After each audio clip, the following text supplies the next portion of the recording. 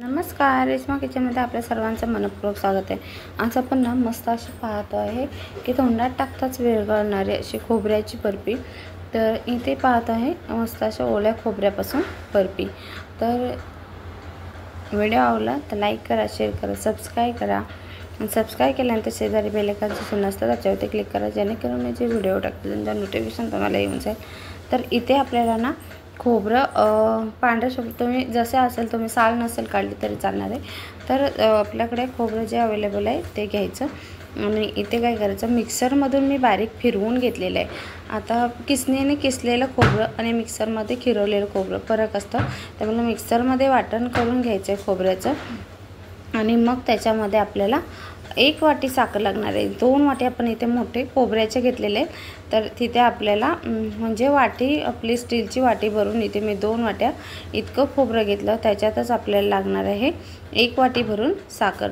तर इथे अर्धी वाटी साखर मी पहिली खोबऱ्यामध्ये यूज केली, नंतर अर्धी वाटी इथे खोबऱ्यामध्ये वापरली आहे। कारण पहिली जेव्हा साखर घालतो ना तेव्हा खोबऱ्याला मस्त असं पाणी सुटायला मदत होते आणि खोबरं मस्त एकजीव साखरेमध्ये होऊन जातं। नंतरची साखर आहे ना ती मस्त खोबऱ्याला बाइंडिंग द्यायला सुरुवात करते, त्यामुळे नंतरची साखर टाकली ना की मस्त खोबऱ्याचं असं टेक्स्चर बदलायला सुरुवात होते। त्यासाठी नंतर अर्धी वाटी आणि पहिली अर्धी वाटी अशी टाकायची आहे आपल्याला।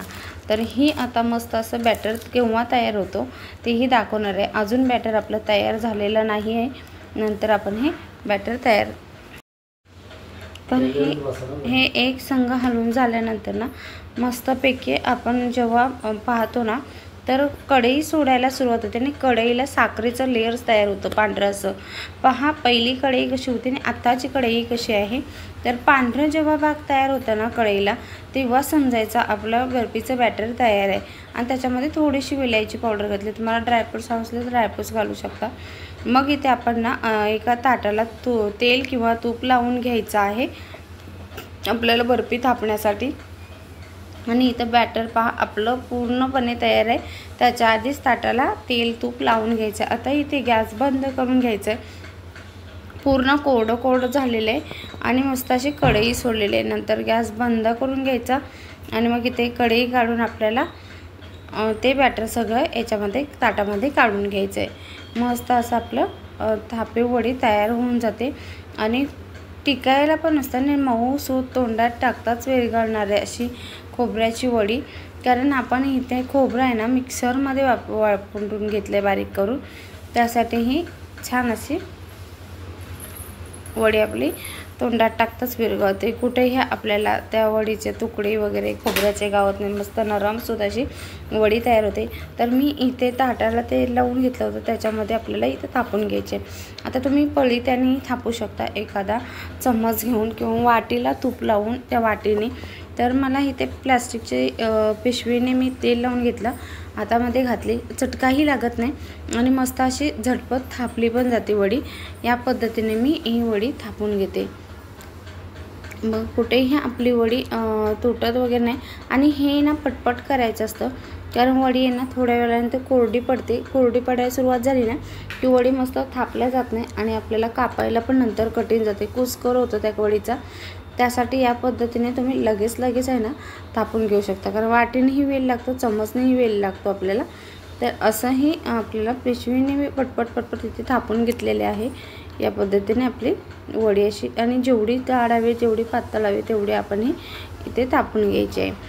तर अशी हलक्या हाताने कुठेही चटका लागत नाही, या पद्धतीने आपल्याला ही वडी मस्त अशी पसरून घ्यायची ताटभर। तर जेवढी हवी तेवढी इथं वडी आपल्याला पसरून घ्यायची आहे। तर ही पहा अशी आपण ही वडी पसरून घेतलेली आहे आणि ही कोरडी व्हायला सुरुवात झालेली आहे। पहा जसं पहिलं बॅटर होतं त्याच्यापेक्षा कोरडं पडत चाललेलं आहे, कारण जेवढं घट्ट आपण बॅटर करून घेतो ना तेवढं ते लगेच कोरडं पडायला सुरुवात होते। जर तुमच्याकडून चुकून जर ते पातळ झालं असेल ना, जास्त असं वडी पडत नसेल, कोरडी होत नसेल, तर पुन्हा आपल्याला ते कढईमध्ये घ्यायचं, थोडा वेळ आपल्याला कढईमध्ये गरम करून घ्यायचं, मग मस्त अशी आपली वडी थापायला घ्यायची। नाहीतर म्हणाल की ते फेल गेलं, नाही ते साखर आपण थोडीशी मेल्ट झालेली असते ना ती घट्ट व्हायला वेळ लागतो, त्याप्रमाणे आपण थोडा वेळ पुन्हा ती गॅसवरती ठेवायची आणि मग घट्ट करून घ्यायची आणि मग वडी थापायची. मग मस्त वडी आपली पडायला सुरुवात होते. तर अशी ही मी थापून घेतली आणि लगेच आपल्याला याला सुरीच्या सहाय्याने की चमच्याच्या सहाय्याने इथे कट करून घ्यायचे. नाहीतर नंतर आपण कट करायला गेलो ना तर ते कट नाही होणार एकदा वाळल्यानंतर. असं हे चमच्याच्या सहाय्याने आपल्याला इथे काप करून घ्यायचे आहेत. आता काप करून घेतले की लगेच आपल्याला त्या वडी 1 तासभर साधारण आपल्याला ही वडी ना ठेवून द्यायची अशीच, जेणेकरून मस्त असे तिचे जे कडक असे किंवा सॉफ्ट अशी ही वडी आपली तयार होणार आहे.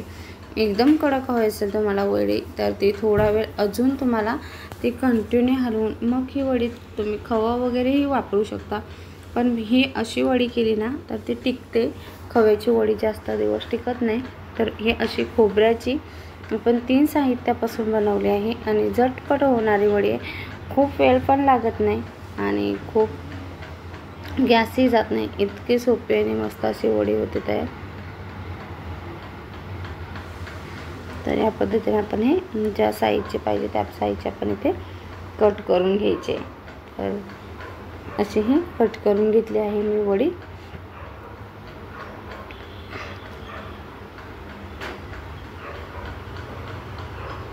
आणि ही वडी आता आपल्याला 1 तासभर साधारण पण कट करताना ना व्यवस्थित कट करून घ्यायचे, जेणेकरून ते कट आहे ना ती व्यवस्थित लागली ना तर मग वाळल्यानंतर वडी इझिली निघते. कुठेही तुटत वगैरे नाही. असं एक कट आपल्याला मारून घ्यायचं याला.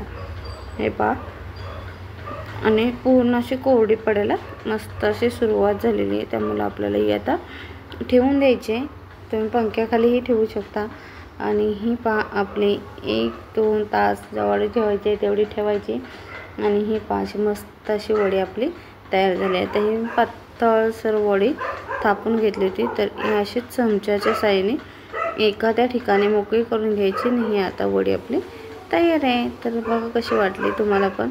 तुम्ही पण करून पहा. व्हिडिओवर लाईक करा, शेअर करा, सबस्क्राईब करा. मस्त अशी खुसखुशीत वडी आपली नारळाची तयार आहे. तर तुम्ही पण करून पहा आणि व्हिडिओ तुम्ही नक्की कुठून पाहता ते पण सांगत जावा. तर एक लाईक करायला विसरू नका.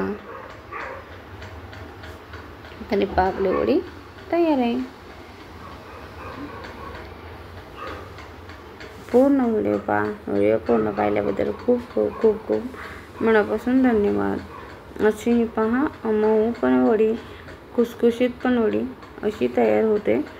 साखरेचं अतिप्रमाण झालं ना तर मग ती वडी अशी पूर्ण साखरेच्या पाकासारखी लागते आणि कडक होते. त्यामुळे साखर अतिशय पण खोबऱ्यामध्ये वापरायची नाही, जेणेकरून ती वडी खूप साखर खाल्ल्यागत लागते. तर ही वडी आपली झालेली आहे. तर